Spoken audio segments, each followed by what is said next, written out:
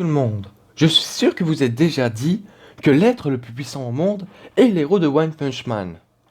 Mais dans cette vidéo, on va vous prouver tout l'inverse. Alors, c'est parti pour les mangas où les héros sont surpuissants.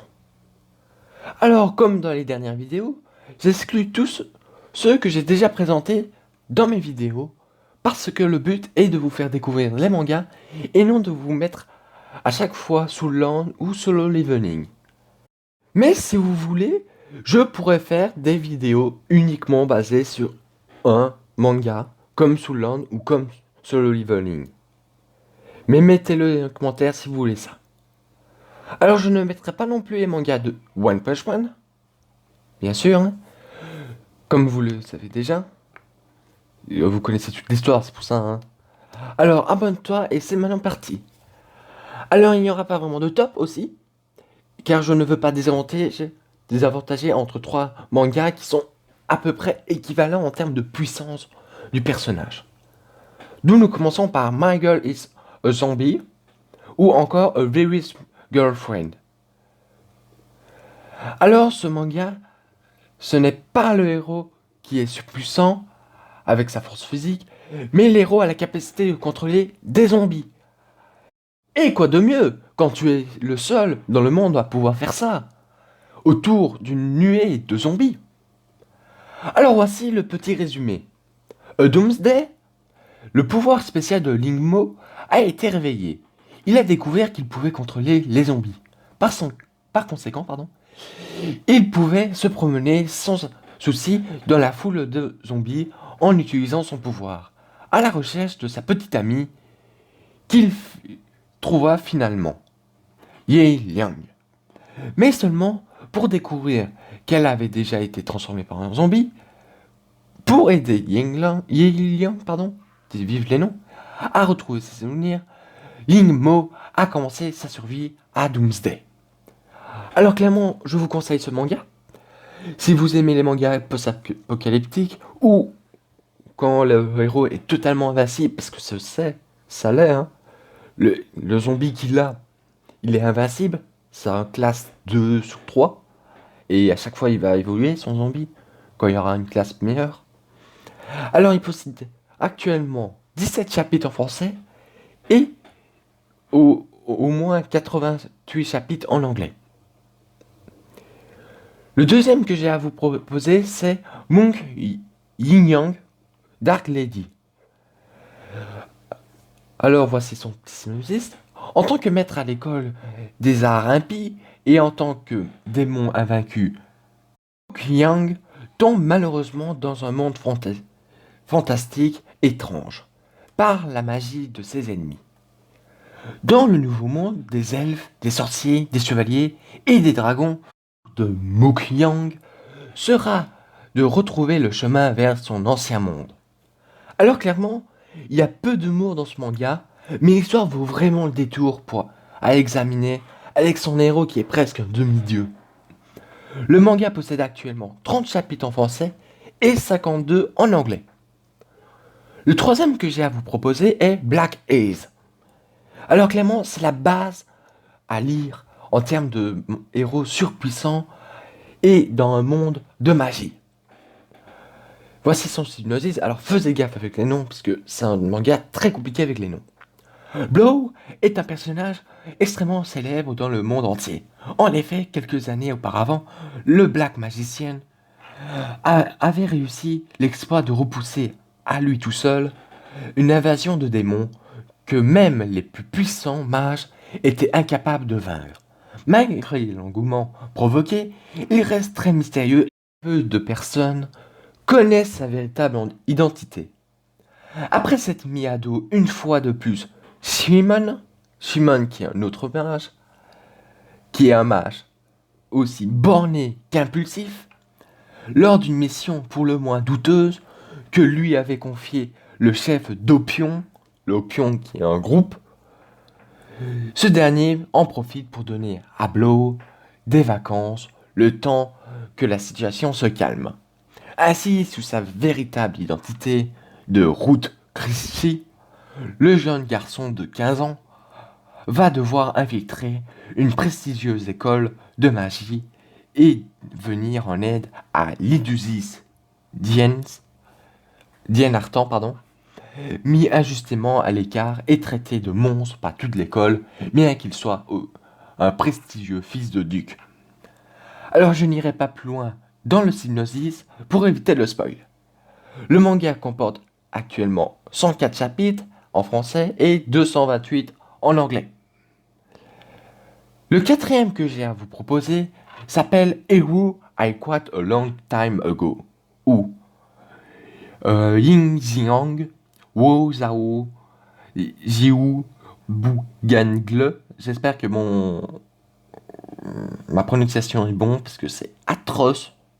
Je vais les mettre dans les descriptions, les noms, hein, tellement que c'est atroce.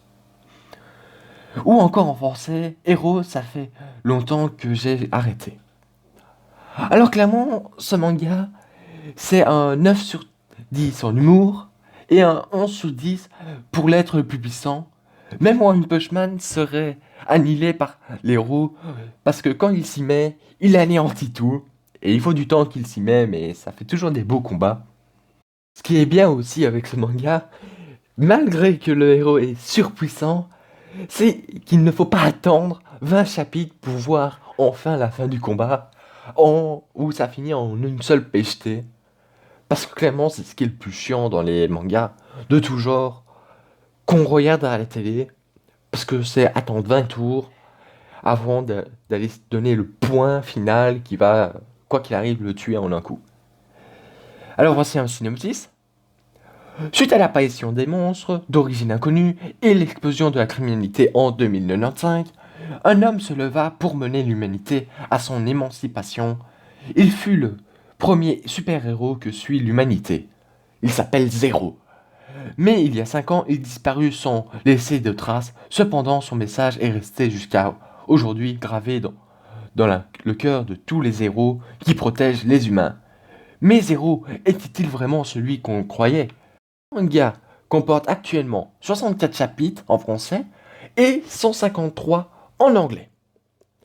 Alors, en 5e position, il y a Berserk of Gluttony, ou encore Berserk of Gluttony, The One That Exceeds the Concept of Levels, ou encore Boshuko no Berserk, ou encore Boshuko no Berserk Ore Dake Reberu Tu Iugenen Otopa Shuru.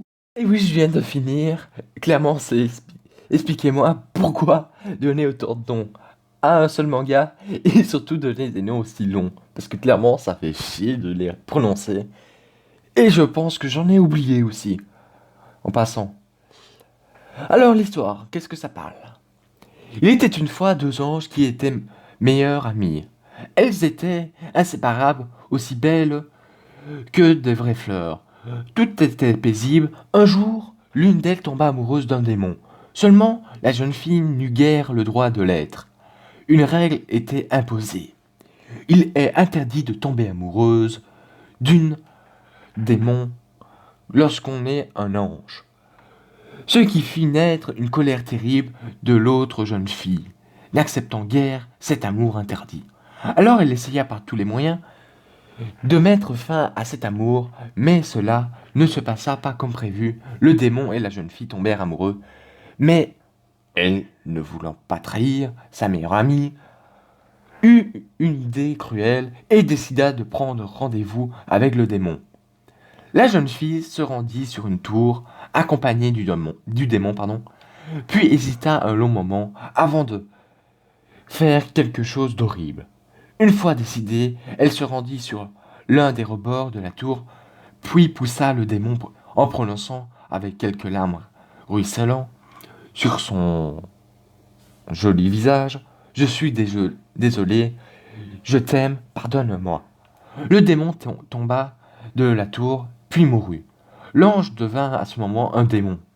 Mais regrettant son geste, ses yeux se remplirent de larmes, et elle se dit alors: « Je l'ai fait pour nous tous. » Elle sera blessée en apprenant que moi et ce démon sommes tombés amoureux, et nous ne serions pas heureux. Quel est l'intérêt de vivre à présent ? Suite à ces paroles, elle se suicida. Alors, clairement, celui qui a écrit ce synopsis, je vais vous le dire, hein, a fait un peu de fumette, parce que clairement, on l'explique jamais, cette partie.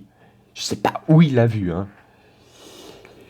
Et oui, on n'a jamais encore parlé d'ange dans le manga. Donc, je sais pas où il a imaginé. Ça doit être sans doute l'auteur qui a donné ça, parce que j'ai rien compris. Alors, donc, voici l'archi-résumé. Comme ça, parce que ça a l'air un peu n'importe quoi et on vous parle pas d'histoire. C'est l'histoire simple d'un paysan qui aime un Olikinite, pardon. Un Olikinite qui est un chevalier sacré. Mais un jour, lors de la fuite d'un criminel, il le tue accidentellement et la capacité glouton se déclenche. D'où le nom glouton du manga. Elle lui permet d'absorber les stats de ses adversaires, mais au prix de toujours en vouloir tuer plus. Alors, le manga possède actuellement 15 chapitres en français et 18 en anglais. Et c'est vraiment des gros chapitres, donc ne me demandez pas pourquoi c'est des petits. Il y a aussi peu de chapitres, alors que c'est vraiment super bien fait et c'est bien déroulé dans la suite des événements. Bon, nous arrivons déjà à la fin de cette vidéo. J'espère que vous allez pouvoir vous abonner et regarder mes futures vidéos pour la prochaine vidéo. J'ai choisi de faire un hors-série sur les pires adaptations de manga pour la prochaine fois. Allez, à plus les gars.